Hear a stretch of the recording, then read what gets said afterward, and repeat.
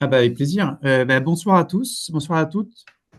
J'ai le plaisir de prendre la suite du chemin bien balisé par Cédric et je voulais, au nom de tous, remercier Cédric qui va terminer sa mission qui était dans le cadre du plan de Rouen Secours et qui a mené de maître cette première année d'opération de terrain en soutien à Daniel et Julien et les autres intervenants. Il y a eu une forte volonté, déjà un souhait de votre part de poursuivre cette aventure masterclass avec le rendez-vous mensuel opération de terrain. Nous, on est ravis de se mettre en ordre de marche pour pouvoir continuer. Alors, c'est pas encore garanti à 100%, mais en tout cas, on va tout faire pour continuer en 2025. C'est pour ça qu'on voulait faire cette transition avec Cédric ce soir pour, à partir de la prochaine session qui sera en janvier, si tout se passe bien, on sera en binôme avec Philippe Testa qui représente le département secours santé de la DUO. Et pour ma part, Patrick Rivière, j'ai en charge le département secours à la direction du secours et la protection. Donc c'est un peu les deux piliers pour vous soutenir dans la dynamique secourisme et notamment au travers de ce passage de flambeau Opération Terrain qui a un super chouette format d'échange et aussi de cohésion pour vous sur le terrain, parce que beaucoup d'entre vous vous retrouvez à chaque masterclass dans vos structures locales pour le regarder ensemble, soit en live, soit en replay, parce que c'est un super contenu pour animer des entraînements et de la montée en compétences. Voilà, donc c'était juste pour boucler ce petit mot d'intro, pour encore une fois remercier Cédric qui lui souhaitait plein de bonnes choses pour ses prochaines aventures. Et puis merci à Daniel et Julien d'à nouveau animer cette session ce soir. Et je vous transmets aussi des excuses à la fois de Philippe qui n'est pas disponible ce soir et d'Alex, Alexandre Ansardi, qui n'est pas non plus disponible ce soir. Mais ils seront très certainement là la prochaine fois pour soit co-animer, soit soutenir l'organisation de la session. Voilà, Daniel et Julien, c'est à vous. Et, Merci. en parallèle, je lance le petit quiz pour chauffer la salle. Donc Ah là, oui. j'ai lancé la question comment allez-vous? Donc n'hésitez pas à répondre en parallèle du démarrage par Daniel. Oh, bah, ils vont tous bien, très bien. On vous a manqué aussi, c'est parfait ça. C'est parfait, c'est parfait. Et si vous allez très très bien, vous allez être tout oui pour débuter cette,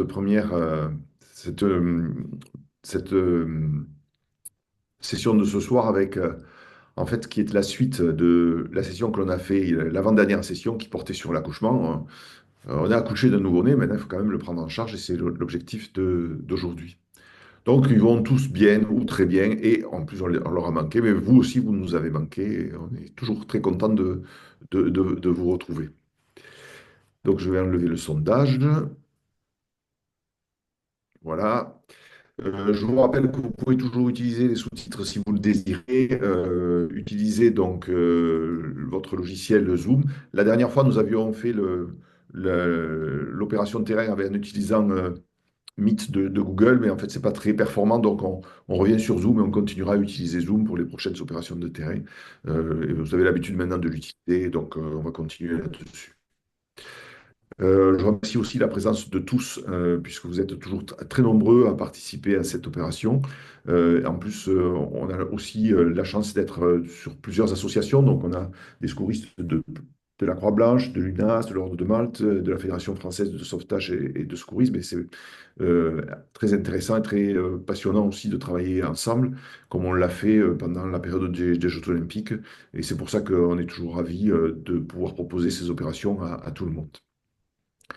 On va aborder donc le sujet d'aujourd'hui, qui est la prise en charge du nouveau-né à la naissance. On en a parlé donc à l'avant-dernière session, puis lorsqu'on a parlé des accouchements avec Marion. Je l'ai vu d'ailleurs hier, on a rediscuté de cette opération de terrain, et d'où l'intérêt maintenant et l'importance de pouvoir aborder la prise en charge du nouveau-né lorsqu'il est né.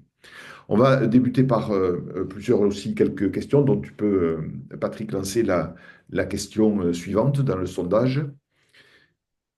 Je sais pas comment. Là, je suis toujours sur l'ancienne, non? Voilà. Là, normalement, c'est bon. Vous Euh, devriez voir la c'est nouvelle. bon, c'est bon, allez-y. Une question qu'on nous pose souvent, une question qu'on nous pose souvent, c'est le problème des âges en fonction de la personne, suivant qu'on l'appelle nouveau-né, nourrisson, enfant, adolescent ou adulte.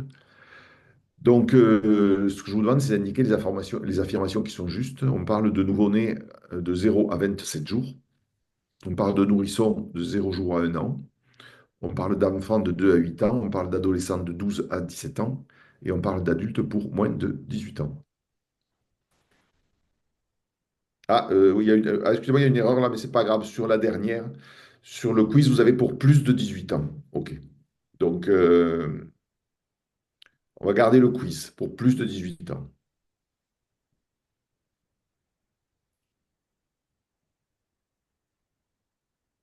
Donc, je vous laisse le temps de répondre. Et on va définitivement donner des définitions à tout cela, parce qu'elles ne sont pas très bien précisées, d'autant plus dans notre guide, et elles peuvent prêter à confusion en plus. Donc, on va de ce pas lever toutes ces confusions.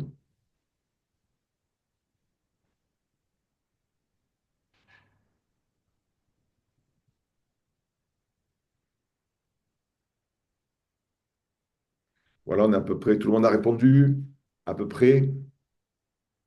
Alors, on va voir qu'est-ce qui est juste, en fait. En fait, alors, attendez, il faut que j'appuie là. Voilà.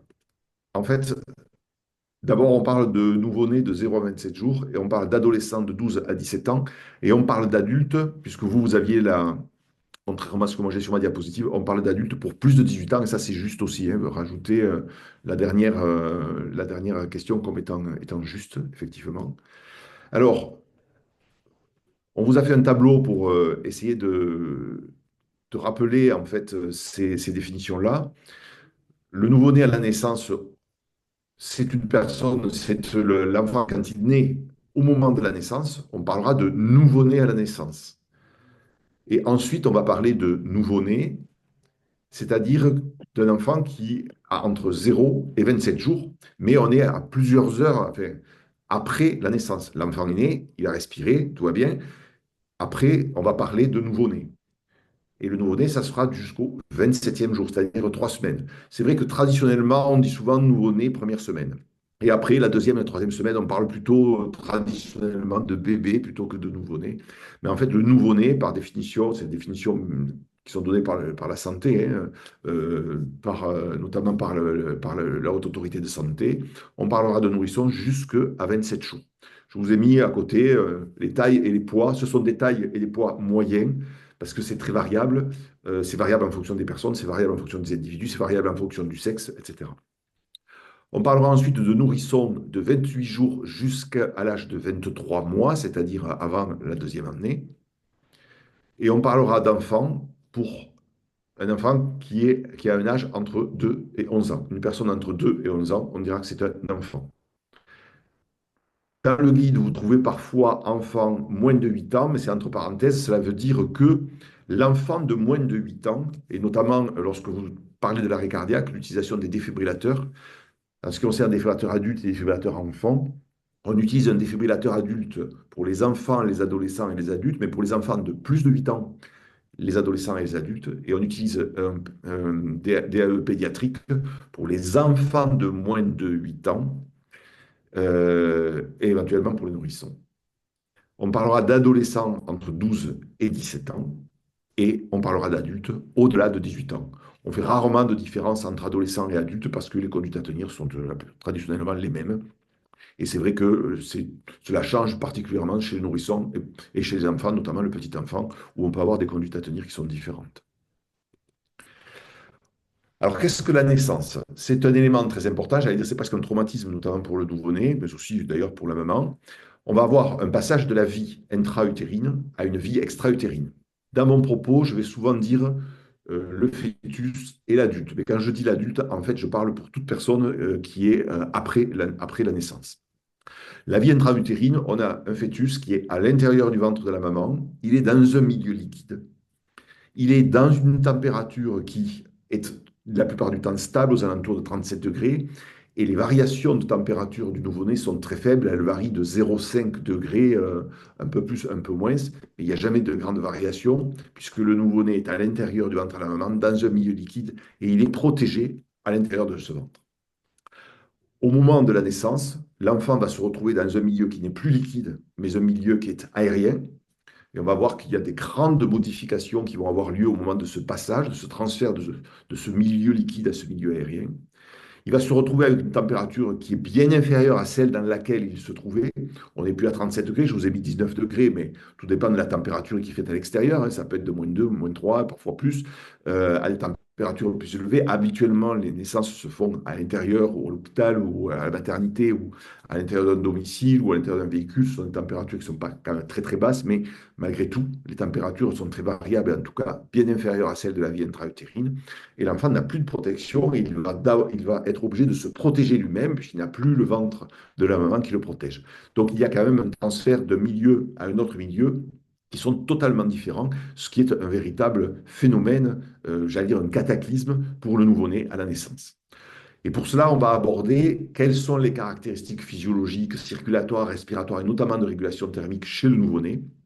Parce que pour comprendre ce qui va se passer à la naissance et pour comprendre ce que l'on doit faire lorsqu'on prend en charge un nouveau-né à la naissance, il faut connaître ce qu'il va se passer et donc quelle est la circulation, la respiration et la régulation thermique avant et après la naissance.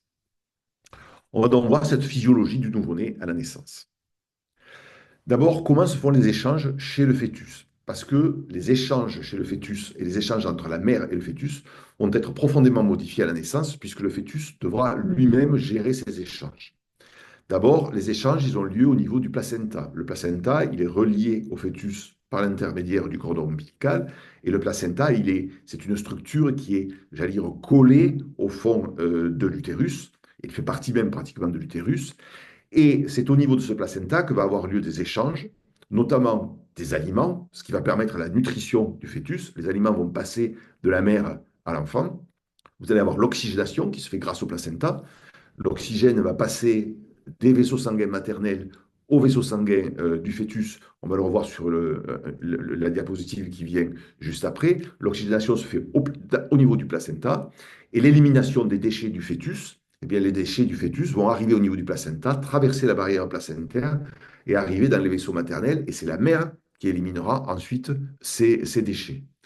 Donc, le fœtus a des poumons qui ne servent pas à l'oxygénation, puisque c'est le placenta qui le fait. Il a un foie et un tube, notamment un tube digestif qui ne sert pas à la nutrition, puisque c'est au niveau du placenta que ça se passe. Et les reins et le foie, qui a traditionnellement vont se prendre en charge les déchets afin éventuellement d'abord de les transformer, de les éliminer, eh bien, ils ne fonctionnent pas pour cela, puisque c'est le placenta qui le fait. Et donc, au moment de la naissance, eh bien, il va y avoir un transfert de toutes ces fonctions. Les échanges peuvent se faire par diffusion. Alors, la diffusion, c'est lorsqu'il existe un gradient de pression entre les différents vaisseaux maternels et fœtaux. La diffusion peut être facilitée avec un mécanisme, avec des transporteurs, voire parfois elle se fait à l'inverse des gradients de pression quand elle met en place des transporteurs qui vont transporter notamment les acides aminés et les électrolytes de la mère vers l'enfant. Une des grandes caractéristiques, si l'on compare notamment l'oxygénation au niveau du placenta de l'oxygénation au niveau des poumons, c'est que chez l'adulte, le poumon, il reçoit la totalité du sang. Lorsqu'il passe du cœur droit vers le cœur gauche, il va passer par les poumons pour s'oxygéner. Donc tout le sang passe dans les poumons pour s'oxygéner, ce qui n'est pas le cas du sang du fœtus, puisque le sang du fœtus, il n'y a qu'une partie du sang qui, à chaque tour, va arriver au niveau du placenta pour s'oxygéner. Et d'ailleurs, on le voit là, si vous regardez par exemple ici, vous avez les vaisseaux maternels, c'est ce qui est en gros, et puis à votre gauche, vous avez les vaisseaux du fœtus. Je prends l'artère utérine maternelle, elle a une pression partielle en oxygène qui est de 95 mm de mercure lorsqu'elle arrive. Au niveau des échanges, elle va faire, comme elle va libérer de l'oxygène qui va aller chez le fœtus, ça va diminuer, on va être qu'à 50. Et lorsque le sang repart par la veine utérine maternelle, on a une pression partielle en oxygène qui est de 42 mm de mercure. Qu'en est-il chez le fœtus? Il a une pression en oxygène qui est de 14 mm de mercure, ce qui est très bas par rapport à un adulte. Et lorsque le sang repart de la veine ombilicale vers le fœtus, on a une pression de 35 mm de mercure. Alors que le sang veineux maternel est à 42, c'est-à-dire le sang veineux qui a perdu de l'oxygène chez la mère, il a plus d'oxygène que le sang oxygéné chez le fœtus. Et ça, c'est important de le savoir et c'est valable aussi pour le gaz carbonique. En effet, les échanges gazeux qui sont assurés au placenta, qui sont assurés donc par le placenta et par cette barrière placentaire, sont beaucoup moins favorable que ce qui se passera ensuite au niveau des poumons. On le voit, il n'y a pas forcément d'équilibre de pression entre l'oxygène du sang veineux et du sang maternel. Et pourtant, alors qu'avec les pressions partielles qu'a le fœtus, il serait impossible pour un adulte de vivre, et pourtant le fœtus va parfaitement vivre avec des pressions très basses. Et ceci grâce à des mécanismes adaptatifs. Et un des mécanismes adaptatifs majeurs, c'est l'hémoglobine. L'hémoglobine qui est située dans les globules rouges du fœtus, ce n'est pas la même hémoglobine qu'il y a chez l'adulte, c'est-à-dire chez l'enfant, le grand enfant et l'adulte. Cette hémoglobine fœtale, d'abord, elle est en concentration plus élevée. Il y a plus de transporteurs. Et donc, c'est pas tellement ce qui est important, c'est pas tellement le sang qui est dissous, c'est-à-dire ce qui donne la pression partielle du sang dans les vaisseaux, mais ce qui est important chez le fœtus, c'est l'oxygène qui est transporté par l'hémoglobine fœtale. Il y a beaucoup plus de transporteurs. Deuxièmement, l'hémoglobine fœtale, elle a une plus grande affinité pour l'oxygène et elle transporte plus de molécules d'oxygène que l'hémoglobine que l'on a à l'âge adulte. Et enfin, elle a une très grande affinité pour l'oxygène. Elle va très facilement capter l'oxygène, mais aussi très facilement le libérer au niveau des tissus, particulièrement lorsqu'il y a des modifications de la PO2 ou de la PCO2, voire du pH, c'est-à-dire lorsque le sang devient acide, elle libère facilement l'oxygène, ce qui n'est pas le cas de l'hémoglobine adulte. Cette hémoglobine fœtale, donc, elle est beaucoup plus importante en concentration, elle est beaucoup plus importante et elle fixe très facilement l'oxygène, elle le libère très facilement. Et cette hémoglobine fœtale, vous le savez, elle va durer même un petit peu après la naissance, puisque le nouveau-né, quand il naît avec de l'hémoglobine fœtale, et cette hémoglobine fœtale contenue dans les globules rouges, quand les globules rouges vont mourir, il va être remplacé par un globule rouge qui aura une hémoglobine de type adulte, et donc après la naissance. Mais heureusement, au moment de la naissance, il a encore de l'hémoglobine fœtale, et ça lui permet de résister beaucoup mieux au manque d'oxygène. Si on avait une hémoglobine adulte, si le fœtus avait une hémoglobine adulte, il résisterait beaucoup moins à l'accouchement et à la naissance. Alors, je vais essayer d'être le plus simple possible. Il faut comprendre que la circulation chez le fœtus, c'est pas la même que la circulation donc chez l'adulte ou dans la vie extra-utérine. Et qu'au moment où l'on va naître, il va y avoir une transformation de la circulation. Regardez ici. Vous avez ici, bon, vous reconnaissez le cœur, c'est la partie droite, le cœur, les vaisseaux, le tube digestif qui est en bas, un rein et en gros les poumons. Et à gauche, vous avez le placenta. Vous avez deux artères qui vont partir. Après la bifurcation de l'aorte, il y a deux artères qui vont partir, c'est les artères ombilicales. Et ces artères, elles vont aller vers le placenta pour se charger en nutriments, pour éliminer les déchets et pour se charger en oxygène. Et vous voyez déjà que tout le sang qui est dans les artères qui sont ici représentées, notamment les deux artères de bifurcation de l'aorte, eh bien, à l'intérieur, tout le sang ne va pas dans ces artères, puisqu'il y a une partie qui va partir au niveau des membres inférieurs. Donc, tout le sang ne va pas s'oxygéner au niveau du placenta, c'est ce que je vous disais tout à l'heure. Ce sang va ensuite, donc, comme je vous le disais, aller s'oxygéner au niveau du placenta, libérer les déchets toxiques, se charger en nutriments, et ensuite le sang va revenir, et vous le retrouvez sur cette flèche jaune, il va revenir cette fois dans le fœtus, et là, il va shunter carrément, il ne va pas aller au niveau du tube digestif, il ne va pas aller au niveau du foie. Il n'y en a qu'une petite quantité qui ira pour permettre au tube digestif et au foie de se développer, mais il va aller directement ici, dans l'oreillette droite. C'est-à-dire, il ne veut pas, ce sang, perdre l'oxygène dont il s'est chargé en allant oxygéner le foie ou le tube digestif. Non, il va directement par ce qu'on appelle un shunt, par le que l'on appelle le canal d'Arasus, mais dont on n'est pas les noms, il va aller directement dans l'oreillette droite. Et il va rejoindre le sang qui lui arrive de la veine cave supérieure. Donc, vous avez le sang qui arrive du placenta par la veine cave inférieure et arrive du sang qui arrive de la veine cave supérieure. Et ce sang-là, et c'est là ce qui est aussi un petit peu différent de chez l'adulte, c'est que ce sang-là, lorsque l'oreillette droite va se contracter à ce niveau-là, eh bien, il va passer dans l'oreillette gauche grâce à un orifice qu'il y a entre les deux oreillettes, c'est le foramen ovale.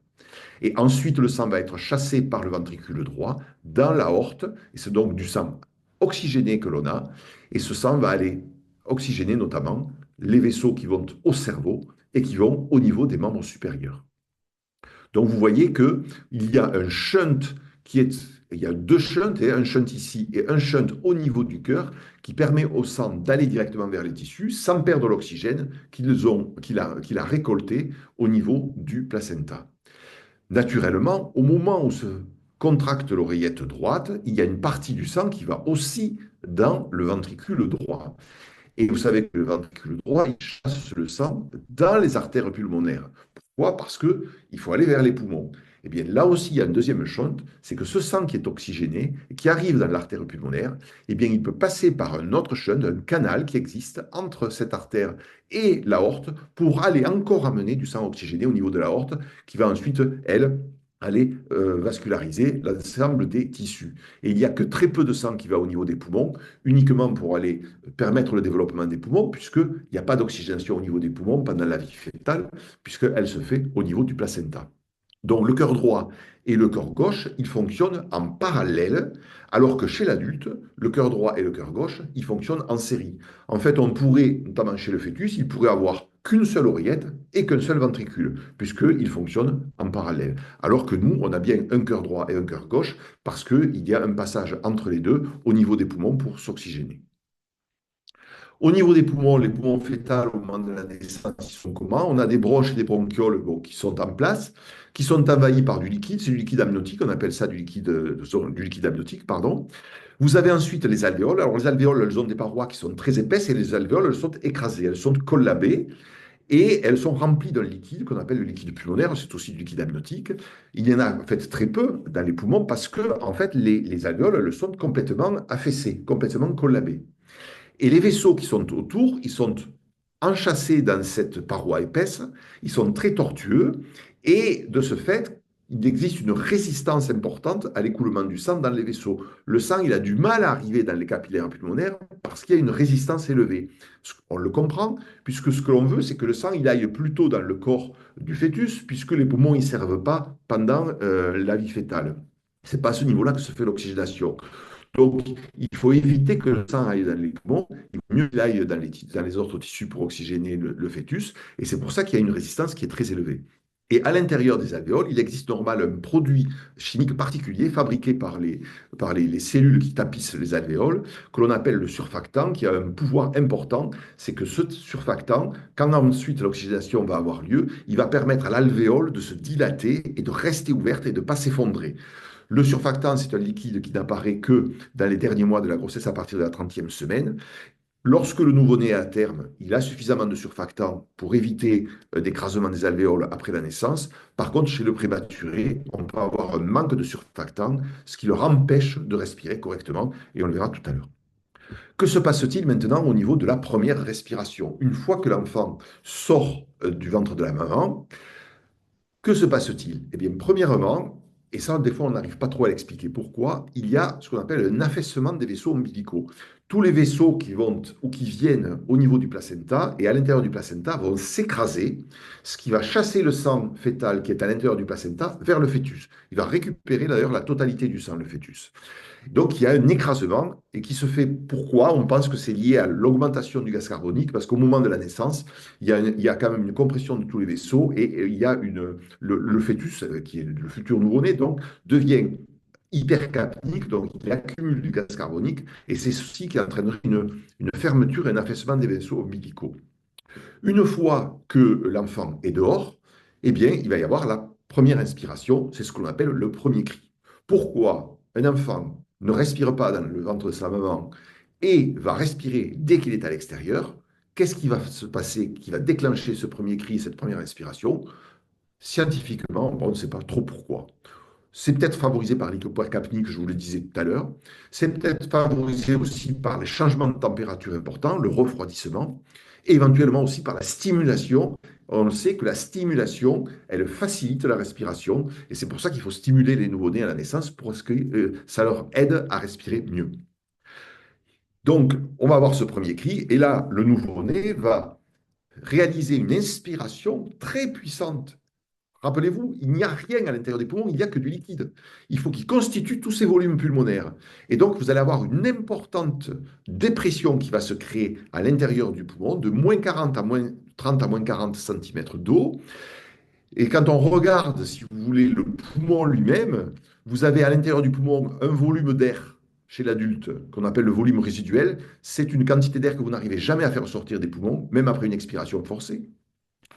Vous avez le volume des poumons, un volume d'air qu'on appelle le volume expiratoire, qui est le volume que vous faites sortir de vos poumons quand vous faites une expiration forcée. Vous avez le volume courant, qui est le volume qui entre et sort à chaque inspiration normale. Et ensuite, vous avez le volume inspiratoire, qui est la quantité d'air que vous pouvez encore faire rentrer dans vos poumons lorsque vous inspirez. Donc, quand un adulte respire, il respire au niveau de son volume courant. Il a donc de l'air expiratoire et de l'air résiduel. Le nouveau-né ne l'a pas. Il faut donc qu'il fasse rentrer tout cet air pour constituer son volume résiduel, son volume expiratoire, et ensuite pouvoir respirer normalement. Et donc ça, cela nécessite une importante dépression qui est négative, et cela va mettre en jeu tous ses muscles inspiratoires. Et ensuite, il va expirer, et il expirera moins d'air que ce qu'il a inspiré pour garder les volumes résiduels, c'est-à-dire ce volume d'air qui sert à rester à l'intérieur de ses poumons. Ensuite, il y aura une inspiration suivante toujours avec des pressions élevées, et petit à petit, les pressions vont diminuer parce qu'il aura constitué cette pneumatisation pulmonaire. Hein, il y a une pneumatisation des poumons, on va gonfler ses poumons pour pouvoir ensuite respirer poumons gonflés, parce qu'on respire poumons gonflés. Et ce n'est que 40 minutes après la première inspiration où vraiment le système est en place, les volumes pulmonaires sont constitués, et l'inspiration et l'expiration ne nécessitent que des dépressions de l'ordre de 5 cm d'eau pour chaque mouvement ventilatoire. Que se passe-t-il maintenant au niveau de la circulation? Eh bien, tout vient en fait de la ventilation. Les changements de la circulation se font grâce au changement pulmonaire. En effet, l'arrivée d'air à l'intérieur des poumons, l'augmentation du volume pulmonaire et l'arrivée d'air et d'oxygène au niveau des poumons va entraîner une dilatation des vaisseaux pulmonaires qui, je vous l'ai dit, ils étaient tous collabés, ils étaient tous tortueux, ils vont se dilater et ça va faire effondrer la résistance et la pression qui est à l'intérieur de ces capillaires. La pression à l'intérieur des poumons, la pression à l'intérieur des vaisseaux pulmonaires s'effondre, elle diminue. Et comme elle diminue et que le sang va toujours des milieux de haute pression vers les basses pressions, eh bien ça attire le sang vers les poumons. On a de l'air qui est rentré à l'intérieur des poumons avec de l'oxygène. Il faut maintenant du sang pour qu'il se charge en oxygène. Il faut donc que le sang vienne au niveau des poumons. Or, chez le fœtus, il y a très peu de sang qui arrive au niveau des poumons. Eh bien, le fait que la résistance pulmonaire s'effondre, ça va attirer le sang vers les poumons pour que le sang puisse venir s'oxygéner. Et donc, on a une augmentation de la pression de perfusion pulmonaire au moment de ce premier cri, au moment de l'expiration. Cela va entraîner, donc je vous l'ai dit, une arrivée de sang au niveau des poumons. Et cette arrivée de sang important au niveau des poumons, mais une fois qu'il est passé au niveau des poumons, il arrive au niveau ici de l'oreillette gauche. Et quand le sang arrive au niveau de l'oreillette gauche, la pression dans l'oreillette gauche augmente. La pression dans l'oreillette droite, elle s'effondre parce que les résistances au niveau des poumons sont effondrées.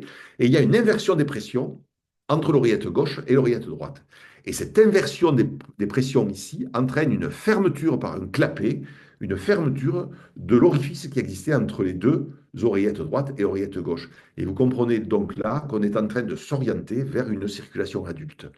En plus, le sang qui maintenant est beaucoup plus oxygéné que celui du fœtus habituellement, lorsqu'il arrive au niveau ici du canal qui existe entre l'aorte et l'artère pulmonaire, eh bien, cette arrivée d'oxygène entraîne une fermeture du canal et ce canal va d'abord se constricter, il y aura une vasoconstriction du canal, il va se fermer et ensuite il va se fibroser et ensuite disparaître quelques semaines après la naissance. Et donc le sang ne peut plus aller de la droite vers la gauche et le sang, est bien sûr, lorsqu'il arrive dans l'oreillette droite, passe dans le ventricule droit, est obligé d'aller vers les poumons, mais ce qui est facile parce que les pressions sont basses, s'oxygène au niveau des poumons et revient au niveau de l'oreillette gauche pour ensuite aller dans le ventricule de gauche et partir dans l'aorte. Et donc, à partir du moment où vous avez fermé et coupé fermer le cordon ombilical et couper le cordon ombilical, eh bien, il y a un mécanisme de clapet qui va transformer la circulation fétale en une circulation, j'allais dire, de type extra-utérine ou de type adulte, et donc ce qui va permettre d'avoir une arrivée importante de sang au niveau des poumons, et tout le sang ira au niveau des poumons s'oxygéner à ce moment-là. Donc au total, à la naissance, on a un déclenchement de la respiration, une expansion des poumons, les résistances vasculaires pulmonaires s'effondrent, le débit sanguin pulmonaire augmente, il y a une augmentation du retour sanguin dans l'oreillette gauche, ce qui entraîne une fermeture du foramen ovale, de ce trou qui existait entre les deux parce qu'il y a un clapet qui se ferme, une fermeture progressive du canal artériel, et à ce moment-là, tout le sang du ventricule droit va passer dans l'artère pulmonaire pour aller ensuite vers l'oreillette gauche et le ventricule gauche. Et là, on est dans une circulation de type adulte, et la circulation s'est faite correctement. Dernier élément dans la modification importante qui nous importe, c'est la régulation thermique. Vous savez que l'organisme perd de la chaleur de plusieurs façons, par radiation. Hein, quand vous approchez une main vers un feu, vous sentez la chaleur, c'est de la chaleur par radiation. Mais inversement, votre chaleur, vous la perdez par radiation. Par convection, c'est par exemple lorsque vous avez beaucoup de vent, vous avez froid, tout simplement parce que le vent, par convection, va venir récupérer de la chaleur et vous diminuer votre température. Vous l'avez aussi une diminution de température par conduction, c'est quand on est au contact d'un corps froid, si vous êtes au sol allongé sur le sol, et ce que l'on vous dit souvent, les victimes, il faut les entourer de couverture, il faut les envelopper et non pas les couvrir par-dessus, parce que la victime va perdre sa température par le dessous. Et ensuite, par l'évaporation, si vous êtes nu dans une pièce, vous n'avez pas forcément froid si la température est bonne. Si on vous mouille, vous allez avoir froid parce que l'eau va s'évaporer. En s'évaporant, elle va prendre de la température. Eh bien, le nouveau-né, il va perdre beaucoup de température par radiation, tout simplement parce que sa surface cutanée par rapport à l'adulte, elle est 2,7 fois supérieure à celle de l'adulte. Donc, il va perdre beaucoup plus de l'énergie et de la chaleur, mais aussi par évaporation parce qu'il est mouillé et que cette eau qui le recouvre va s'évaporer et va lui faire perdre de la chaleur. Et en plus, il ne sait pas lutter contre le froid. D'abord parce qu'un nouveau-né, ça ne frissonne pas. L'enfant va ensuite, au fur et à mesure qu'il va grandir, va se mettre à frissonner pour pouvoir lutter contre le froid. Le nouveau-né ne sait pas frissonner, donc il n'a pas ce mécanisme qui lui permet de lutter contre le froid, puisque le frisson permet de produire de la chaleur. Et en plus, il a très peu de possibilités de fabriquer de la chaleur parce que son organisme ne sait pas trop mettre en œuvre et consommer rapidement les graisses. Il le fera quelques jours après, ce qui d'ailleurs sera peut-être à l'origine d'une perte de poids, mais il a du mal à le faire. Et quand il le fait, ça lui consomme énormément d'oxygène et en plus, ça peut le mettre en hypoxie. Donc attention, un nouveau-né est excessivement sensible au froid. Il n'a pas l'habitude d'être à une température telle que nous, on les connaît.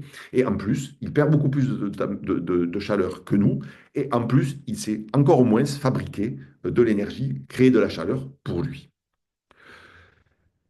Attention, et ça c'est important, si le nouveau-né devient hypoxique, c'est-à-dire si son taux d'oxygène baisse, si sa température baisse, ce qui fera perdre de l'oxygène, hein, puisqu'on a vu que l'hypothermie, elle va entraîner une hypoxie.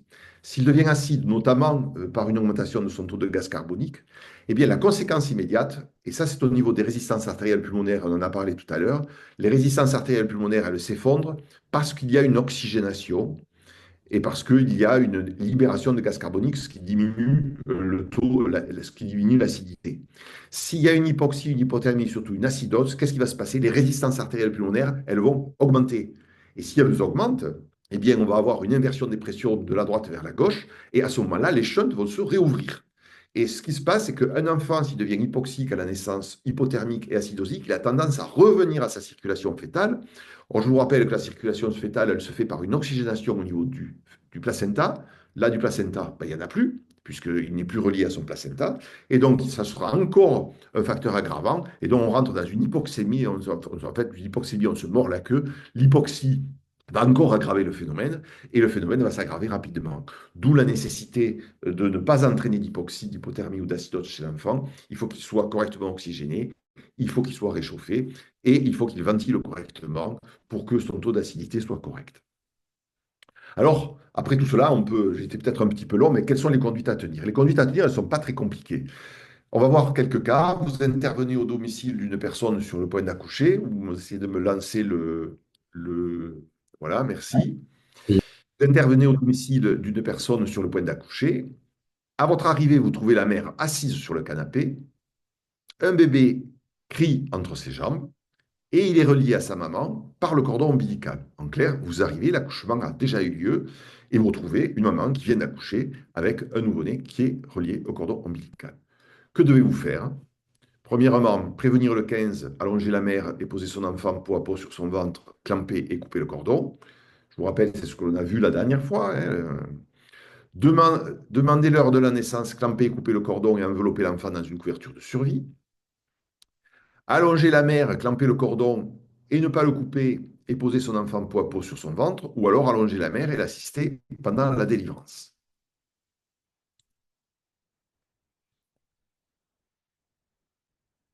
Alors, je vous laisse le temps de répondre. On l'a vu, hein, c'est ce qu'on a vu, pas à la dernière opération de terrain, mais à l'avant-dernière, hein. Donc, vous arrivez à domicile ou vous arrivez, une personne vient d'accoucher et vous trouvez un enfant relié par sa maman, à sa maman par un cordon ombilical, c'est-à-dire que la délivrance n'a pas encore eu lieu.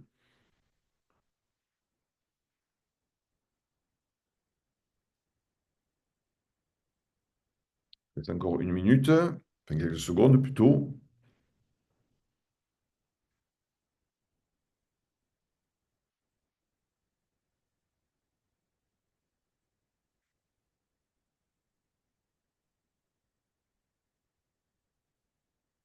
Alors, nous allons voir donc la réponse. Alors, attendez, j'ai mis.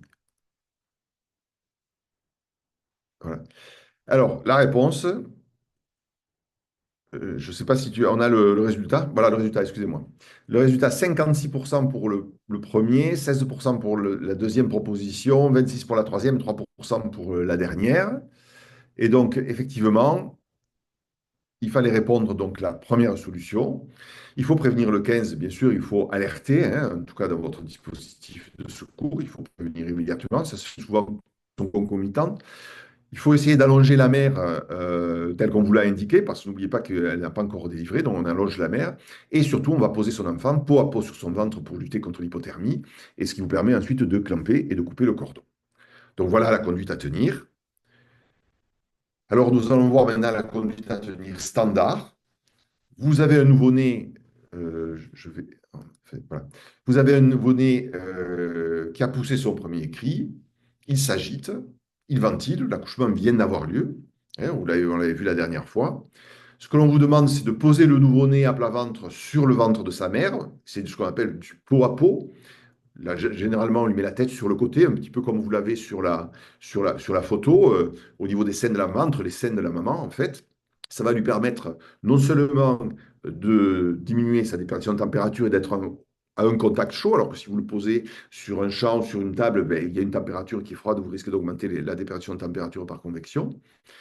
Et en plus, il y a ce contact avec la maman qui est stimulant et qui facilite, vous le savez, la respiration. Vous pouvez le sécher par tamponnement. Euh, une fois que vous l'avez séché en même temps, vous pouvez lui couvrir la tête avec un bonnet, ce qui lui permet là aussi de diminuer les déperditions de température et vous permet aussi de lutter contre le froid. Ce qui vous permet de voir comment il crie. Si vous avez un nourrisson qui crie, qui est, j'allais dire, agité, tonique, quand il crie fort, ne vous inquiétez pas, c'est parce qu'il respire avec une coloration. Vous voyez même un petit peu sur la photo, vous le voyez bien coloré, bien qu'un petit peu, vous avez les extrémités, notamment la main qui est un petit peu cyanosée. C'est tout à fait physiologique et normal, hein, on le rencontre tout le temps. N'oubliez que il y avait une hémoglobine fétale à l'époque et que elle existe tout le temps, mais il y a eu une souffrance quand même et un manque d'oxygène au niveau de l'accouchement qui existe et qu'il va falloir progressivement se reconstituer cette réserve. Et ça va se faire progressivement. Une fois que vous avez fait ça, généralement une minute s'est écoulée. Je vous rappelle qu'on attend une minute, vous le savez, parce qu'il y a un effondrement et une constriction des vaisseaux du placenta qui permettent au nouveau-né de récupérer le sang qu'il y a dans le placenta. C'est pour ça qu'il vous faut quand même un petit peu de temps. Et on demande à ce qu'il y ait au minimum une minute. Ça se fait très rapidement, hein. Il faut au minimum une minute. Ensuite, il vous suffit de surveiller le nouveau-né en lui surveillant son cri, son tonus, sa respiration, comme vous savez le faire. Donc, c'est relativement simple. Attention, si vous avez à les transporter, n'oubliez pas que les transports doivent toujours être placés, le nouveau-né, lors du transport, il doit être placé dans un dispositif de sécurité. Alors, il existe maintenant des dispositifs de sécurité, il en existe plusieurs. Bon, certains, SAMUSMUR utilisent des couveuses et les transportent dans les couveuses. Ils viennent avec une couveuse le chercher pour le remettre dans une ambiance chaude. On peut le laisser en contact avec la mère par des dispositifs qui existent qui permettent de fixer l'enfant à la mère elle-même fixée sur le brancard avec une ceinture de sécurité. Et il y a aussi la possibilité, comme certains le font, c'est de transporter l'enfant dans une autre ambulance, mais en règle générale, dans ces cas-là, ils le protègent contre le froid en le mettant dans un sac en polyéthylène. C'est pour ça que je vous ai mis, attention, quand vous mettez le séché par tamponnement, ça dépend de la façon dont vous travaillez dans vos structures. Si vous êtes avec des structures qui utilisent notamment ce qu'on appelle les sacs de polyéthylène, ce qu'on appelle encore des sacs Néo-Help, si mes souvenirs sont bons. Ce sont en fait des sacs plastiques à l'intérieur duquel on va mettre le nouveau-né, qui lui recouvre notamment aussi la tête, qui lui permet bien sûr d'avoir la face qui est à l'air libre. Vous avez une double couche de polyéthylène qui va le protéger, et en plus, ça va faire un effet serre. C'est pour ça que si vous devez, et si vous avez, et si c'est la solution que vous utilisez, ça dépend donc des SAMU, des SMUR, et ce que vous utilisez, si vous êtes en accord avec eux, eh bien, à ce moment-là, lorsque vous placez les enfants dans des sacs de polyéthylène, ce n'est pas la peine de les sécher. C'est même mieux de les laisser mouiller parce que ça va avoir un effet serre, vous allez avoir de la buée à l'intérieur et tout ça, ça va chauffer et ça permet de réduire les déperditions thermiques. C'est excessivement efficace. La surveillance, je vous l'ai dit, vous devez la faire sur le cri, sur le tonus, l'enfant qui bouge, qui s'agite, qui gigote. La ventilation, d'une part, vous la sentez bien sûr si l'enfant pleure, mais ensuite vous pouvez lui regarder sa respiration. Faites attention de ne pas trop le découvrir aussi longtemps lorsque vous appréciez la ventilation. Vous pouvez apprécier la fréquence cardiaque, vous pouvez prendre le pouls, vous pouvez le prendre au niveau du creux inguinal. C'est assez difficile, vous pouvez l'essayer au niveau huméral, mais c'est pas facile, il faut quand même avoir assez l'habitude. Et bien sûr, on vous propose, vous pouvez le faire aussi, on l'entend si vous avez un stéthoscope. Vous pouvez l'utiliser en mettant le stéthoscope sur le thorax du nouveau-né. Vous pouvez aussi entendre la fréquence, le cœur et mesurer la fréquence cardiaque, mais là aussi, ne le refroidissez pas trop. Si vous avez des appareils qui vous permettent de mesurer la fréquence cardiaque, comme des appareils de mesure de SpO2 ou des appareils multiparamétriques qui vous permettent de mesurer la fréquence cardiaque, vous pouvez bien sûr les utiliser. Ça vous permet d'avoir la fréquence cardiaque, c'est toujours très intéressant, notamment à la naissance. La couleur aussi peut être appréciée. La température rectale, enfin, c'est ce qu'on fera notamment en SPUR, on y prendra la température assez rapidement, mais on n'a pas des outils suffisamment fiables, en tout cas pour les transports par des secouristes, pour mesurer la température, ça se fera secondairement. Donc, je vous l'ai mis ici pour mémoire parce que c'est généralement la température rectale que l'on prend chez le nouveau-né. Lorsque vous prenez la SPO2, attention, hein, les taux en oxygène ne sont pas encore ceux de l'adulte. C'est pas pour autant que l'enfant souffre de manque d'oxygène. Je vous rappelle que quand on mesure la SPO2, c'est pas vous mesurez aussi les concentrations d'oxygène qui sont transportées par l'hémoglobine fétale ici. Et l'hémoglobine fétale, on l'a vu, elle transporte beaucoup plus d'oxygène, elle a une plus grande affinité, elle libère plus facilement son oxygène. Donc, l'enfant peut avoir des concentrations de SPO2 plus basses, ce n'est pas pour autant qu'il est en déficit d'oxygène, et ce n'est que généralement aux alentours de plusieurs dizaines de minutes que l'on va avoir des SPO2 qui sont supérieurs à 90%. N'oubliez pas qu'il va garder encore plusieurs jours son hémoglobine fétale. Chez un nouveau-né, si vous disposez d'un capteur de SPO2 adapté, un capteur pédiatrique, vous devez le placer de préférence au pied droit, à la main gauche, au pied gauche, à la main droite. Si vous pouvez lancer le quiz.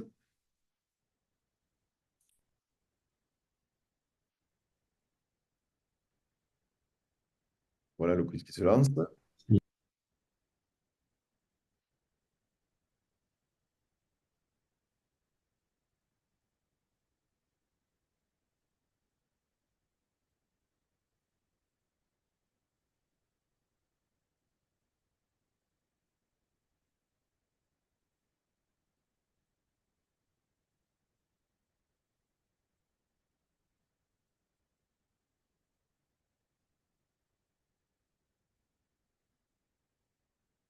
Alors, c'est vraiment, ne vous affolez pas, c'est vraiment de préférence, hein.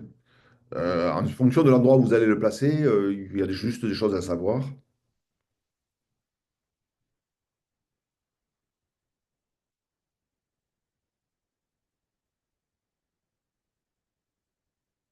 Alors, on voit la solution, donc 47% au niveau du pied gauche, 27% au niveau du pied droit, main gauche 18%, main droite 9%. Alors, la solution, ben, le mieux pour avoir la meilleure mesure de la SPO2, c'est la main droite. Alors, si vous avez marqué le pied gauche ou la main gauche, c'est un petit peu différent. Pourquoi? Alors, je ne vais pas revenir sur une diapositive que vous avez vue tout à l'heure, mais rappelez-vous, je vous avais dit que entre l'artère pulmonaire et l'aorte, notamment l'aorte ascendante puis descendante, vous avez un canal qui existe entre les deux, entre l'artère pulmonaire et l'aorte. L'artère pulmonaire, chez l'enfant, une fois qu'il est né, elle transporte du sang qui n'est pas oxygéné. Or, ce canal artériel ne se ferme pas de suite. Il y a encore un petit peu de sang qui va passer. Or, il arrive ce canal artériel à peu près entre les vaisseaux qui partent et qui vont à droite et avant ceux qui vont à gauche. Donc, vous pouvez avoir un mélange de sang un petit peu veineux qui va se faire pour tout ce qui est situé à gauche. Par contre, il n'y aura pas de mélange avec le sang qui passe par le canal artériel lorsque vous prenez les mesures à droite. Donc, il vaut mieux placer le capteur du côté droit. On appelle ça, ce sont les mesures préductales. Quand vous entendrez mesure préductale, c'est-à-dire il faut mesurer avant le canal d'Arensus, le canal artériel qui existe entre l'artère pulmonaire et l'aorte. Mais bon, c'est pas bien grave. Si vous avez mis le pied gauche, c'est pas bien grave. Le pied droit, c'est pas bien grave. Mais à gauche, vous pouvez avoir en fait une SPO2 qui est plus basse que la réalité. Tout ça parce que il peut y avoir une persistance encore de ce canal artériel. Maintenant, si vous l'avez mis à gauche, ben, vous aurez une SPO2, mais pensez que vous aurez peut-être une SPO2 qui sera plus basse que la normale. Voilà, donc on le met à la main droite de préférence pour avoir la meilleure solution. On va terminer par la détresse du nouveau-né maintenant. Alors, il existe plusieurs causes à cette détresse. Globalement, qu'est-ce qui se passe? Eh bien, c'est un nouveau-né qui ne crie pas, qui est hypotonique, ne respire pas ou respire mal. Alors, on peut pas dire qu'il s'agit d'un arrêt respiratoire ou un arrêt cardiaque. On ne peut pas le comparer à l'arrêt cardiaque du nourrisson. On ne peut pas le comparer à la détresse vitale, respiratoire, circulatoire, neurologique ou à l'arrêt cardiaque de l'adulte, parce que l'on est dans une phase de passage d'une vie à une autre et où il va y avoir un début de respiration qui va se faire alors qu'il n'y en avait pas du tout, et la transformation d'une circulation fœtale à une circulation de type adulte. Donc, on parle de détresse du nouveau-né, on ne parle pas de détresse respiratoire, circulatoire, on dit détresse du nouveau-né à la naissance, c'est-à-dire que le passage de cette vie intra-utérine à extra-utérine ne se fait pas correctement. Il y a des difficultés. Alors, les causes sont diverses, je vous ai mis là pour vous les rappeler. Ça peut être lié à des maladies comme le diabète, l'hypertension, la toxicomanie, des maladies de la grossesse, elles sont très nombreuses. Les infections aussi du fœtus que l'on peut retrouver à la grossesse. Vous pouvez y penser notamment si le liquide amniotique, à la place d'être clair ou un petit peu rosé, est vraiment verdâtre ou avec comme des morceaux à l'intérieur qui flottent. Donc, à ce moment-là, effectivement, si vous avez des infections, eh bien, tout ça, ce sont des facteurs qui peuvent prédire l'arrivée d'une détresse du nouveau-né à la naissance. Vous avez des causes qui peuvent être liées au fœtus, la prématurité, les anomalies congénitales, et puis aussi liées à l'accouchement, hein. Si l'accouchement ne se passe pas bien, s'il est trop long, hein, les procédures du cordon, ce qui est vraiment compliqué pour vous, mais vous pouvez avoir des travails rapides, des hémorragies, etc. Et tout ça peut entraîner donc une détresse du nouveau-né à la naissance. Alors, le nouveau-né ne crie pas, est hypotonique, ne respire pas ou respire mal une fois que l'accouchement a eu lieu. La première chose qu'on dit habituellement, déclencher le chronomètre, parce que souvent on va vous demander de calculer. N'oubliez pas ça, il faudra calculer les délais. La première chose à faire donc, c'est d'abord de demander rapidement un renfort médical. En tout cas, si vous n'avez pas d'équipe médicale qui arrive ou qui se dirige sur vous. Il faut leur dire que ça ne se passe pas bien, l'enfant ne crie pas. Deuxièmement, vous devez clamper et couper le cordon ombilical très rapidement parce que là, il faut le séparer de la mère parce que vous allez être obligé de réaliser des manœuvres, on va dire, de réanimation et je vais vous expliquer lesquelles. Vous allez couper le cordon ombilical et ensuite vous allez le sécher et le stimuler. Et ceci pendant 30 secondes. Alors, ne vous affolez pas, il a quand même beaucoup d'oxygène à l'intérieur.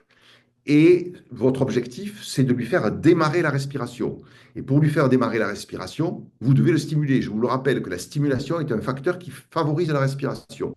Vous le stimulez en le séchant, en le frottant, et en même temps, vous pouvez l'envelopper et lui mettre un bonnet sur la tête. Vous l'enveloppez, mais tout en le stimulant, et tout cela pendant les 30 secondes. Et il faut bien attendre 30 secondes. C'est pour ça que je vous ai dit, prenez votre chronomètre. Pendant ces 30 secondes, si au bout de ces 30 secondes, il n'y a pas d'amélioration, il ne se met pas à crier, il est toujours hypotonique, il ne respire pas ou il respire mal, à ce moment-là, vous libérez les voies aériennes, comme vous savez le faire chez le nouveau-né, on met la tête en position neutre, c'est-à-dire l'axe dans la tête, la tête dans l'axe du tronc. Et pour cela, on peut s'aider notamment d'un petit billot qui est glissé sous les épaules, ce qui facilite de maintenir la tête en position donc dans l'axe du tronc et d'éviter que la langue obstrue les voies aériennes et empêche la ventilation. Donc à ce moment-là, vous libérez les voies aériennes et si c'est un problème d'obstruction des voies aériennes, vous allez lui permettre de reprendre sa respiration. Si malgré tout, ça ne redémarre pas encore, vous devez à ce moment-là l'aspirer, particulièrement si vous avez des sécrétions. On débute toujours une aspiration du nouveau-né par la bouche. Vous allez donc mettre une dépression qui est adaptée à celle du nouveau-né. Vous utilisez le matériel nécessaire avec une sonde d'aspiration nouveau-né et vous débutez par la bouche. Pourquoi? Parce que si vous débutez par les narines, il y a souvent des liquides dans la bouche et quand vous allez stimuler la narine, ça peut provoquer une inspiration et à ce moment-là, tous les liquides qui sont dans la bouche vont passer dans les poumons. Donc vous aspirez la bouche, puis la narine. Et souvent d'ailleurs, ça suffit à partir du moment où vous l'avez séché, stimulé, libéré les voies aériennes et encore même vous allez le stimuler en l'aspirant, souvent ça suffit pour lui faire reprendre la respiration. Si malgré tout, il n'y a pas de respiration qui repart, à ce moment-là, ben, vous essayez de le ventiler. Et je vous l'ai dit, l'important, c'est la ventilation. Il faut le ventiler, il faut constituer ces volumes pulmonaires, parce qu'en constituant ces volumes pulmonaires, vous modifiez les résistances pulmonaires, notamment vasculaires, et vous facilitez le passage d'une circulation fœtale à une circulation de type adulte. Et pour cela, eh bien, vous allez faire des insufflations. Eh bien, les insufflations chez le nouveau-né, je vous rappelle qu'il faut appuyer très peu à l'aide de votre insufflateur et vous devez voir les poumons à peine se soulever et ceci très rapidement en appuyant souvent avec deux ou trois doigts sur le ballon, très rapidement. Et ceci il vous faut délivrer 40 insufflations. Ça va durer à peu près une minute, à peu près, mais vous allez faire 40 insufflations. Et souvent, ces insufflations lui permettent de constituer ses volumes pulmonaires, de faire basculer sa circulation et de lui permettre de reprendre sa respiration. C'est le plus important. Et si malgré tout, eh bien, il ne respire toujours pas, eh bien, à ce moment-là, vous allez faire une ventilation artificielle associée à un massage cardiaque externe. Et pour cela, vous allez faire donc une réanimation cardio-pulmonaire sans DAE, puisqu'on n'en a pas besoin là pour l'instant, et vous allez utiliser un rythme qui est spécifique du nouveau-né à la naissance, c'est-à-dire un rythme 3 compressions, une insufflation, 3 compressions, une insufflation. Pourquoi? Parce que ce qui est important, c'est surtout les insufflations. Et vous allez faire 3 compressions à un rythme de 120. Bon, vous ne ferez pas 120 par minute, hein, mais à un rythme très rapide de 120 pour lui permettre d'avoir à la fois un mouvement circulatoire et un mouvement respiratoire. En espérant bien sûr que vous soyez rapidement accompagné d'un renfort qui arrive, qui vienne prendre la main pour continuer cette réanimation du nouveau-né à la naissance et après ils utiliseront leur procédure et leur protocole. La surveillance du nouveau-né lors de cette réanimation à la naissance se fait toutes les minutes s'il y a une réanimation cardio-pulmonaire, après la LVA, régulièrement ou après les 40 insufflations.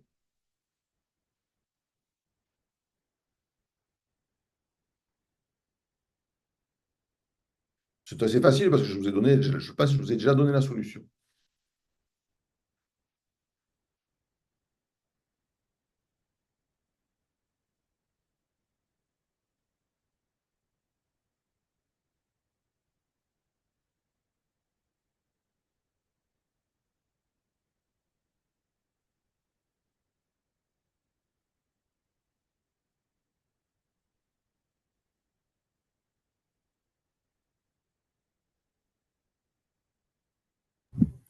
Les avis sont partagés sur Voilà, celle-là. ouais, c'est très partagé, mais c'est normal que c'est partagé. C'est normal que c'est partagé.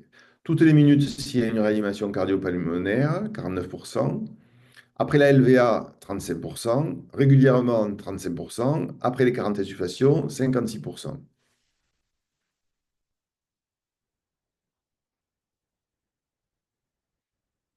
Alors, on va voir maintenant la solution. Je sélectionne. Alors, ce qu'il faut savoir, c'est que c'est toutes les minutes s'il y a une réanimation cardio-pulmonaire.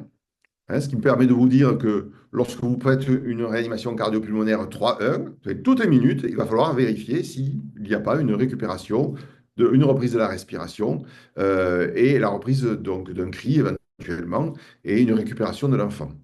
Sinon, c'est dans le cycle que je vous ai montré tout à l'heure, c'est régulièrement. En fait, vous allez développer cette conduite à tenir.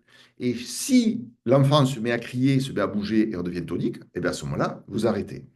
Donc, l'évaluation doit être permanente. On n'a pas à un moment donné, je fais, puis je contrôle, je fais, je contrôle. Donc, vous faites. Et si vous voyez que l'enfant se met à crier, à respirer et à devenir un peu plus tonique et à s'agiter, et bien à ce moment-là, vous arrêtez parce qu'il a repris sa respiration et vous retombez à ce moment-là dans la conduite à tenir standard. Donc, l'état du nouveau-né doit être évalué en permanence lorsque vous pratiquez ces gestes pour faire repartir la ventilation d'un nouveau-né qui ne respire pas. Et lorsque vous avez débuté la réanimation cardio-pulmonaire 3 sur 1, ben, toutes les minutes, vous vérifiez s'il n'y a pas une amélioration. Donc, à tout moment, si l'état du nouveau-né s'améliore, ben, vous allez reprendre la conduite à tenir standard. Si l'enfant se remet à crier, s'agiter, se recolore et respire. Puis ensuite, vous allez surveiller attentivement le nouveau-né et sa respiration. Attendez, je vais enlever, voilà. Vous surveillez attentivement le nouveau-né et sa respiration. Et surtout, et je ne vous en ai pas parlé jusqu'à maintenant, mais si vous avez des monitorings, vous pouvez les utiliser et vous devez aussi les utiliser. Si vous avez la possibilité d'avoir une SPO2, si vous avez la possibilité, si vous avez un monitoring cardiaque, vous pouvez l'utiliser sur le nouveau-né. Et c'est très intéressant parce que si vous avez la possibilité de mesurer notamment la fréquence cardiaque, vous pouvez vous baser sur la fréquence cardiaque pour gérer la réanimation que l'on vient de voir. Par exemple, vous pouvez l'adapter. Lorsque vous avez une fréquence cardiaque qui est supérieure à 100 battements par minute, eh bien, vous pouvez réaliser une conduite à tenir standard et surveiller l'enfant. Et lorsqu'il est supérieur à 100 battements par la minute, ne vous inquiétez pas, il a repris de la respiration. Si vous avez un enfant qui a un battement qui est entre 60 et 100 battements par minute, eh bien, il faudra continuer à le ventiler. On le ventilera à 30 à 40 à la minute, c'est ce que je vous ai dit tout à l'heure. Donc, vous faites des insufflations continues et vous contrôlez votre fréquence cardiaque. Et si le battement cardiaque sont inférieurs à 60 battements par minute, à ce moment-là, on va l'assister et on va pratiquer une réanimation cardiopulmonaire, comme je vous l'ai dit, 3 compressions pour une insufflation. Et là, vous allez en même temps lui administrer dès que possible de l'oxygène. Donc, je vous rappelle, alors il y a une différence à ce niveau-là, c'est sur les insufflations. Lorsque vous faites les 40 premières insufflations, les 40 premières insufflations sont faites à l'air libre et vous allez utiliser l'oxygène uniquement lorsque vous débuterez la réanimation cardiopulmonaire. L'objectif dans la première partie de la réanimation, c'est de pneumatiser ses poumons et de lui faire démarrer la respiration. Et si ça ne marche pas, à ce moment-là, il faudra l'aider à respirer, l'aider à circuler avec les compressions thoraciques et lui administrer de l'oxygène en complément. Et ce n'est qu'à ce moment-là qu'on le fait. C'est vrai que chez l'enfant, l'oxygène peut avoir des effets délétères, mais là, on est dans le cas d'une réanimation, c'est un petit peu différent. Une des dernières questions, vous intervenez pour prendre en charge un nouveau-né de 4 jours. À votre arrivée, le bébé est inerte, hypotonique, ne crie pas, ne réagit pas quand on le stimule, ne semble ne plus respirer. Qu'est-ce que vous devez faire? Débuter une réanimation cardiopulmonaire 3 sur 1 sans RCP, sans DAE. Débuter immédiatement une RCP, 5 insufflations initiales puis 15-2 avec DAE. Débuter immédiatement une RCP, 5 insufflations initiales puis 15-2 sans DAE. débutez immédiatement une RCP 3.1 avec DAE. Vous intervenez sur un nouveau-né de 4 jours, hein.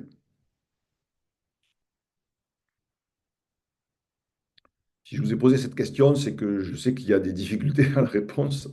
Et ça pour euh, lever le voile et pour bien expliquer pourquoi on choisit une des solutions et pas l'autre.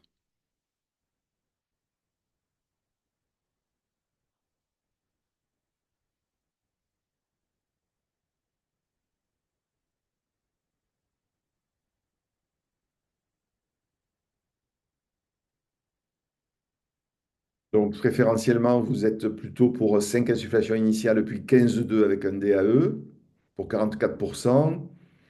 28% font 5 insufflations initiales puis 15,2 sans DAE.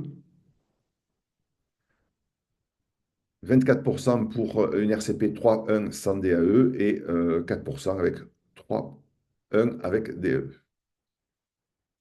Alors, la solution, en fait, et c'est pour ça que j'ai bien insisté tout à l'heure sur les âges, et j'ai bien insisté sur le fait qu'on se situait à la naissance, c'est que la réanimation cardio-pulmonaire, 3 compressions pour une insufflation, cela ne se fait que dans la détresse respiratoire du nouveau-né à la naissance. Dès qu'on est sorti de la naissance, et ici c'était 4 jours plus tard, on n'est plus dans le cadre de la réanimation dont l'objectif est de lutter contre la détresse du nouveau-né et lui permettre de reprendre une respiration, de débuter pardon, une respiration et de passer d'une circulation fœtale à une circulation adulte. Là, c'est bien un arrêt du cœur et un arrêt de la respiration. Et il fallait donc répondre 5 insufflations initiales, puis 15,2 avec un DAE, c'est-à-dire la RCP chez l'enfant telle que vous la connaissez, hein. Donc, je vous rappelle que le 3.1, ce n'est que pour le nouveau-né à la naissance. C'est tout. Voilà, j'ai terminé pour cette présentation. Juste pour synthétiser et pour conclure, pour vous rappeler donc la prise en charge du nouveau-né est quelque chose d'important à la naissance parce que l'on a, j'allais dire presque un séisme qui se passe chez le fœtus puisqu'il n'a jamais respiré, il va se remettre à respirer. Sa circulation, elle était de type fœtal, on va complètement la chambouler pour l'amener à une respiration de type adulte, qu'il va y avoir une réoxygénation différente, qu'il va s'être soumis à des stimulus externes importants puisqu'il sera plus protégé, il va se retrouver à des températures qui sont basses, il va souffrir d'hypothermie.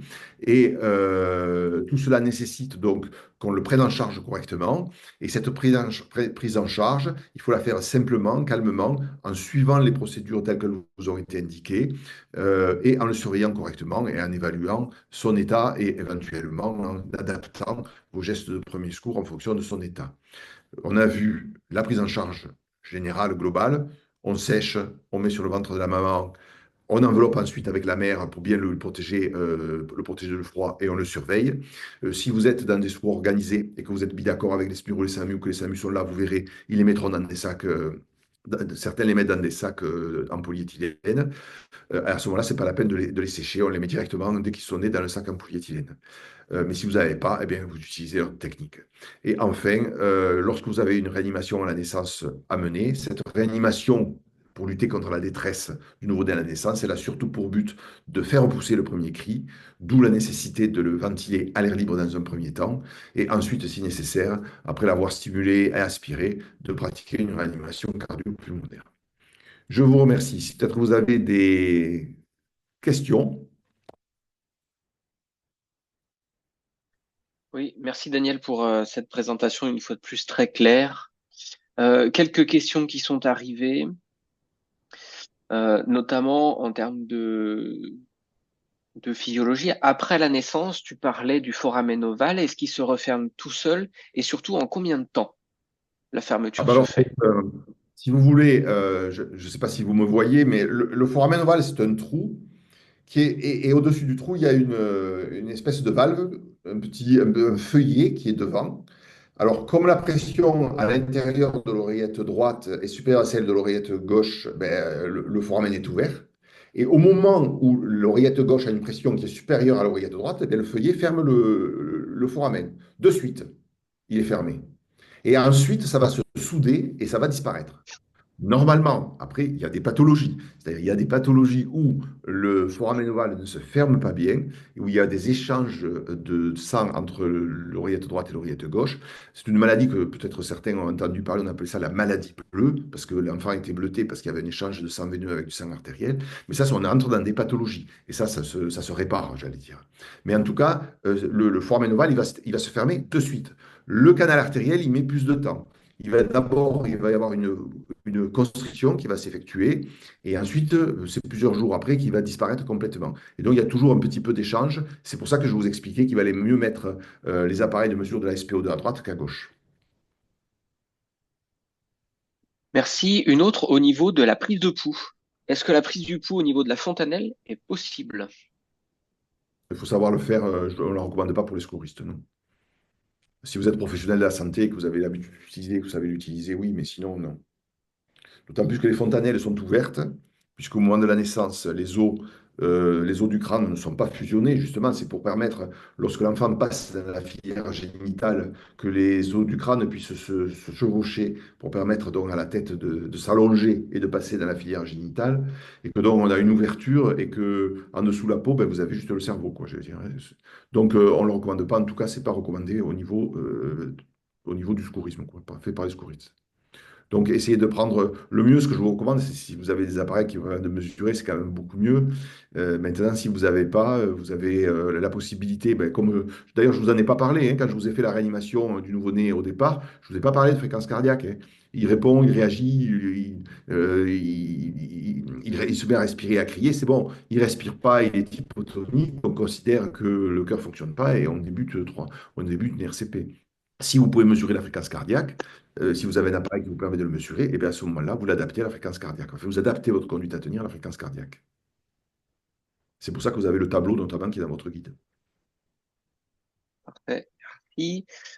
Tu as évoqué également le diabète gestationnel qui intervenait au cours de la grossesse. Est-ce que ce diabète peut être transmis au nouveau-né? Et est-ce qu'il y a une nécessité de faire une glycémie capillaire lors de la naissance?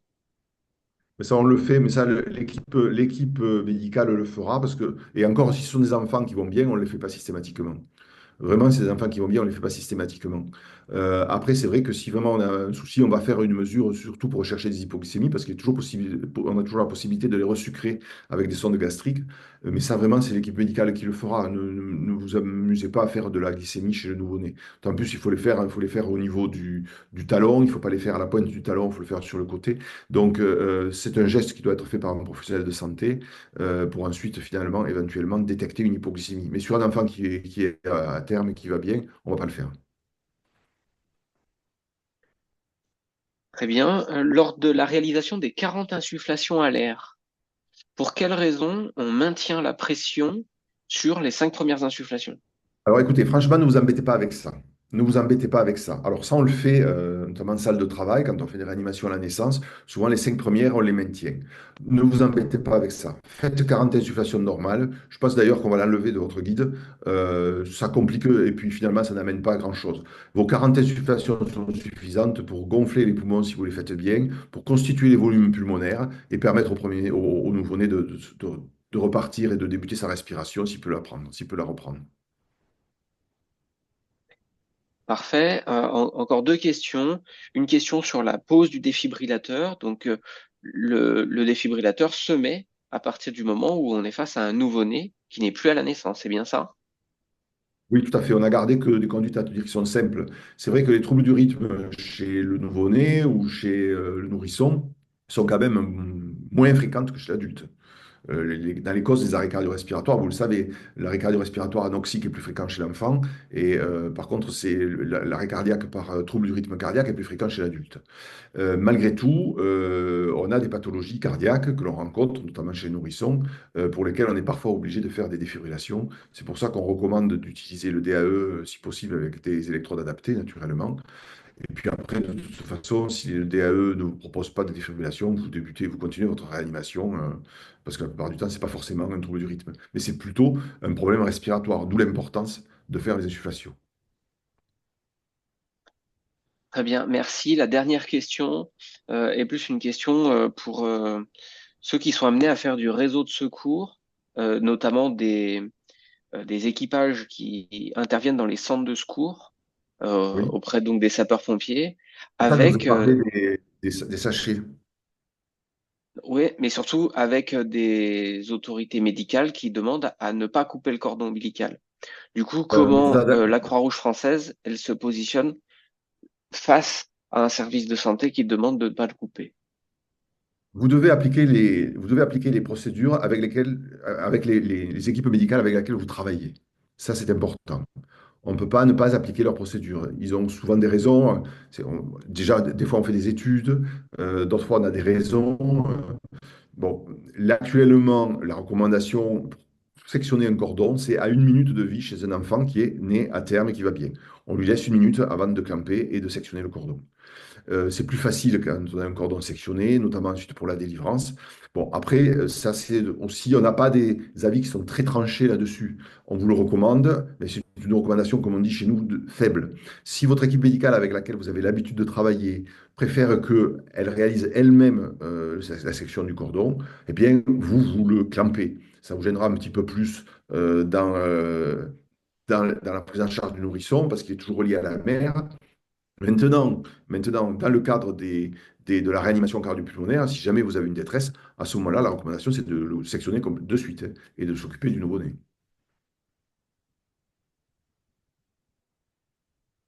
Très bien. Merci Daniel pour ces précisions apportées. On en a terminé avec les questions qui nous ont été posées.